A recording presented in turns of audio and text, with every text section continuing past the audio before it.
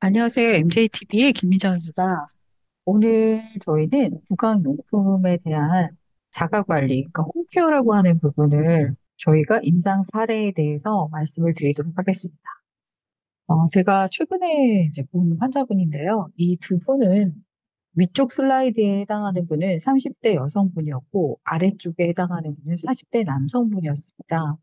어떻게 보면 관리가 잘 되고 있다라고 생각하실 수도 있지만, 이제 제가 하고 있는 그 계속 유지 관리인 GBT를 갖고 계신 분들인데, 이 두 분이 갖고 계신 공통점이 있었어요. 무엇이었을까요? 아마 선생님들 무엇이 공통점이지? 뭐 좀 의아해 하실 수도 있는데, 일단 이 두 분의 공통점은 전동 칫솔을 사용한다는 것이었고, 또 마침 또 두 분이 사용하는 전동 칫솔이 똑같은 브랜드의 제품을 쓰고 계셨습니다. 그래서 이 두 분은 전동 칫솔을 사용하는데 어떻게 보면 치경부가 전혀 이제 닦이지 않았던 부분, 그리고 간혹 치간 사이 부분도 플라그가 노출되어 있는 부분들이 있었고, 그 다음에 여성분인 경우에는 불규칙한 하악의 그 치아 배열로 40번대 치아의 치면이 닦이지 않는 부분을 아마 보셨을 겁니다. 그래서 저희가 여러분들하고 이 사례를 좀 공유하고 싶었습니다. 전동 칫솔을 사용할 때 이 환자분이 어떻게 닦고 계신지를 좀 체크해 보시고 그 전동 칫솔을 조금 더 효과적으로 닦을 수 있도록 여러분들이 안내를 해주시면 좋을 것 같은데요. 그래서 이 구강 관리용품에 대한 교육도 대단히 중요하다라고 저희가 보고 있습니다.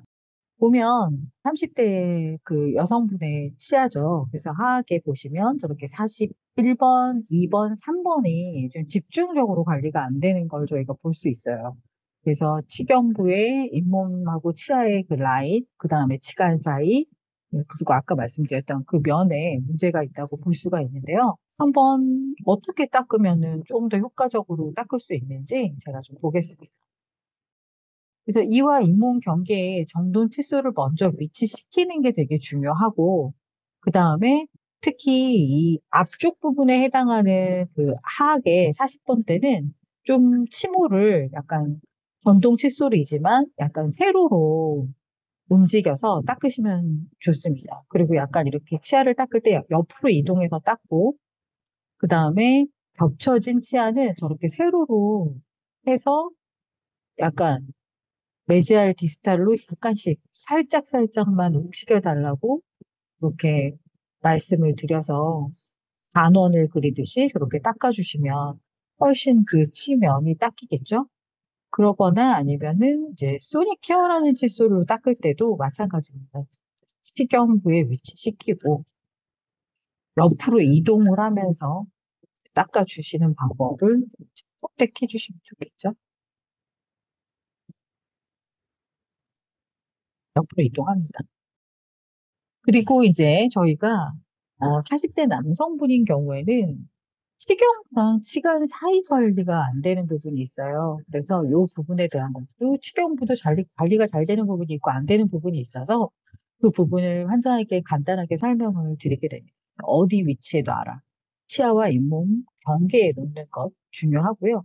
그 다음에 칫솔 모의 형태에 따라서 저렇게 치와 사이에도 들어갈 수 있는 부분이 있으니까 그렇게 하나하나 움직일 때 이렇게 치아 사이에 솔이 들어갈 수 있도록 힘을 뺀 상태에서 네, 그렇게 형태에 따라서 이동하게끔 말씀을 드릴 수 있겠고요.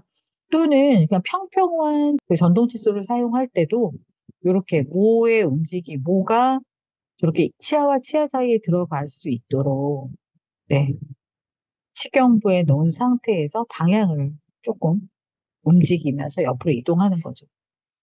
대부분 전동 칫솔을 좀 사용할 때 이렇게 좀 사용하시기 때문에 치경부의 칫솔이 관리가 안 되는 건데요. 잇몸을 닦으면 안 된다라는 생각을 좀 많이 하시고 아무래도 이게 전동이다 보니까 아플까 봐 더 두려워서 이 치경부의 솔이 집중적으로 놓는 거를 잘 못하시는 경우가 있습니다. 그래서 환자분들께 그 부분을 좀 설명을 해주시는 게 대단히 중요하다라고 생각할 수 있겠습니다.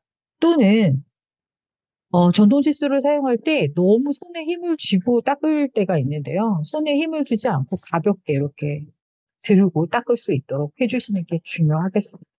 그래서 전동 칫솔을 떨어뜨릴까 봐 꽉 쥐고 있다면 그 무브먼트에 대한 부분도 아무래도 좀 가볍게 잡고 움직이는 게 낫지. 이걸 힘을 줬을 때 그래도 그 무브먼트를 제어할 수 있기 때문에 좀 가볍게 잡는 것, 이것을 또 중요하게 생각을 합니다. 그래서 전동 칫솔을 사용할 때 지켜야 될 7가지가 있다고 좀 저는 생각을 하는데요. 먼저 전원을 켜고 입안에 넣는 건데요.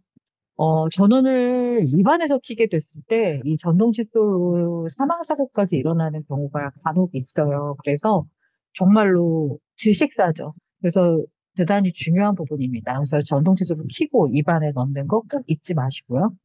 그리고 전동 칫솔을 손잡이를 가볍게 잡는 거, 아까 말씀드렸던 부분. 그리고 치아와 잇몸 경계에 위치시키는 것. 그리고 네 번째는 칫솔모의 움직임을 일반 칫솔 같이 막 회전하면서 닦는 것을 전동 칫솔도 그렇게 하시려고 하는 성향들이 있으세요. 그렇다면 칫솔모가 이렇게 움직이는 움직임을 저희가 일반 칫솔 같이 닦으려고 하다 보면 그 칫솔 자체가 갖고 있는 무브먼트를 제대로 활용하지 못하시는 거니까 이 부분은 그냥 가만히 위치시켜서 옆으로만 이동해라. 이렇게 말씀드릴 수 있겠고요. 그리고 대부분 치아 한두 개 정도씩 이동하시면 좋겠어요. 그리고 칫솔모의 형태에 따라서 하나씩 이동하셔도 되고 어떤 경우는 그 소니케어 전동 칫솔의 칫솔모가 이렇게 치아 2개를 감싸게끔 이렇게 파여 있는 경우가 있어서 그럴 경우에는 2개씩 이동하셔도 좋겠고요. 그래서 솔모의 형태를 잘 보셨으면 좋겠습니다. 5번째는 이게 모두가 전동 칫솔마다 다른데 뭐 2분 정도가 거의 대부분은 이제 쭉 사용해서 저절로 꺼지는 게 2분 정도로 되어 있는데요. 윗니 2분, 아래치아 2분 이렇게 해서 각각 사용하셨으면 좋겠는데 대부분 그 2분을 한꺼번에 닦으시는 경우가 많습니다. 근데 안쪽 바깥쪽을 닦으시려면 아무래도 2분, 2분 이렇게 닦으시는 거를 또 더 추천해 드리고요. 그다음에 6번째는 전동 칫솔모도 교체 시기가 있습니다. 대부분 2달에 한 번 정도 교체를 하시면 좋겠습니다. 그리고 이제 7번째는 칫솔모는 사용 후 이제 잘 닦아서 보관하시면 좋겠는데 좀 빼서 전동 칫솔에서 빼서 닦는 거를 좀 추천드리고요. 대부분 이렇게 붙은 상태에서 닦다 보니까 그 치약 같은 게 이 전동 칫솔하고 그 사이에 많이 껴가지고 너무 오랫동안 장기간 동안 쓰셨던 분들이 너무 지저분한 상태로 갖고 오시는 경우가 너무 많았습니다. 그래서 이 부분 때문에라도 위생적인 면에서도 되게 중요한 부분이어서 되도록이면 좀 빼서 닦아서 그리고 세워서 건조시켜야 되겠죠? 그렇게 해서 사용하시는 거를 추천드립니다. 그래서 전동 칫솔 사용 시에 지켜야 될 7가지 꼭 지켜주시기 바랍니다. 오늘의 MJTV는 여기까지입니다. 다음 주에도 이런 좀 사례 같은 거 갖고 와서 여러분들과 임상 사례를 공유하도록 하겠습니다. 다음 주에 뵙겠습니다.